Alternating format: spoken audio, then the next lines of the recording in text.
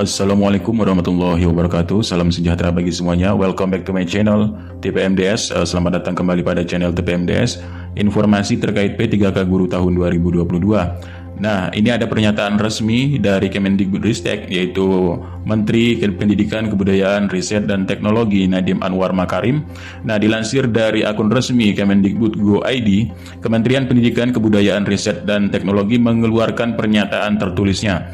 Nah, ini ada pernyataannya, itu guru non-ASN atau guru honorer lulus passing grade tahun 2021 diprioritaskan pada seleksi ASN P3K tahun 2022.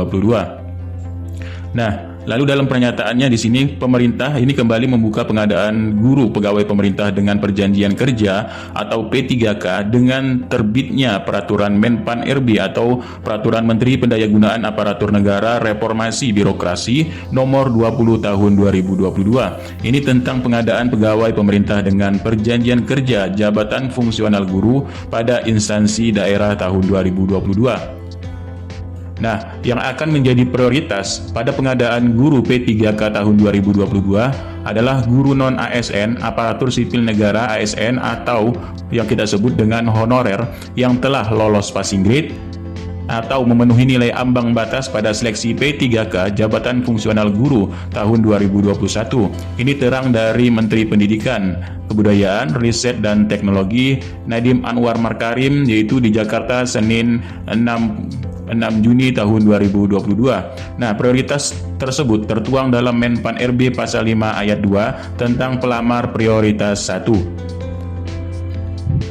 Lalu pada seleksi ASN tahun 2021, kata Menteri Nadiem, terdapat 193.954 guru lulus namun tidak mendapatkan formasi yang akan menjadi prioritas pada seleksi ASN P3K tahun 2022.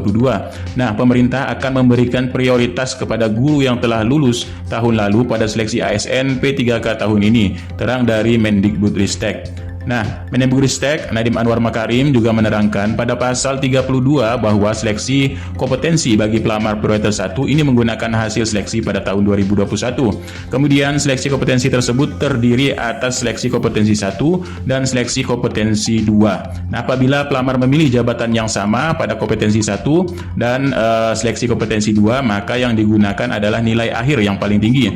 Selain itu juga apabila pelamar yang berbeda pada seleksi kompetensi 1, seleksi kompetensi 2, maka dinyatakan lulus dengan menggunakan nilai akhir kompetensi 2 terlebih dahulu. Lalu sementara itu, Direktur Jenderal Guru dan Tenaga Kependidikan Bapak Iwan Syahril ini mengatakan pelamar prioritas wajib mendaftar pada sekolah tempat bertugas sepanjang tersedia kebutuhan sesuai dengan sertifikat pendidik atau kualifikasi akademik yang dimiliki. Namun ketentuan tersebut tertuang pada pasal 33 ayat 1 dan kemudian dijelaskan pada ayat kedua jika tidak tersedia kebutuhan sesuai dengan serdik ataupun kualifikasi akademik yang dimiliki pada tempat sekolah bertugas. Nah, pelamar prioritas ini dapat mendaftar ke sekolah lain yang masih tersedia kebutuhannya. Kemudian Bapak Iwan Syahril juga menyebutkan pemilihan sekolah merupakan keberminatan pelamar untuk memilih tempat tugas apabila diterima sebagai guru ASN P3K. Sementara itu, Kemendikbudristek menambahkan pemerintah akan terus memberikan solusi terbaik bagi para guru non-ASN yang telah mendedikasikan diri untuk mendidik peserta didik menjadi insan yang cerdas, berkarakter, berdaya saing, terus semangat memanfaatkan peluang yang diberikan pemerintah menjadi sosok guru yang lebih baik. Inilah pesan dari Mendikbud Nadiem Anwar Makarim. Dilansir dari laman resmi Kemendikbud.go.id, yaitu di sini ditandatangani oleh Biro Kerjasama Hubungan Masyarakat Sekretariat Jenderal Kemendikbudristek. Nah, dilansir dari laman lainnya, ini ada Persatuan Guru ya. Nah, Persatuan Guru atau P2G ini mendesak Pemda memprioritaskan 193.954 guru yang lulus passing grade seleksi P3K. Nah, dari forum guru ini yang diketuai oleh Satriawan Salim, ya, ini P2G.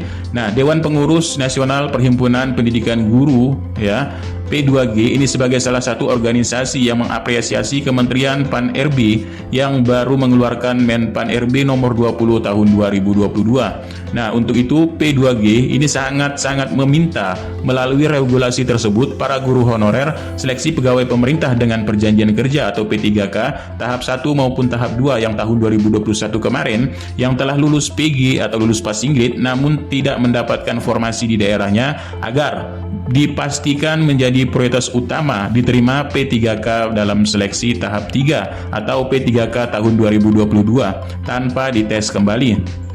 Nah, P2G ini juga mendesak agar panitia seleksi atau Panselnas, pemerintah daerah atau Pemda betul-betul memprioritaskan dengan jumlah 193.954 guru yang telah lulus passing grade namun tidak mendapatkan formasi, ujar dari Koordinator Nasional P2G Satriawan Salim. Nah, Satriawan juga mengapresiasi skema pelamar prioritas 1, prioritas 2, dan prioritas 3 sebagaimana diatur pasal 5 sepanjang Pemda ini betul melaksanakan dengan konsisten ya. Namun disayangkan skema pelamar prioritas 1, 2, dan 3 tidak memasukkan kategori swasta yang tidak lolos passing grade tahun 2021.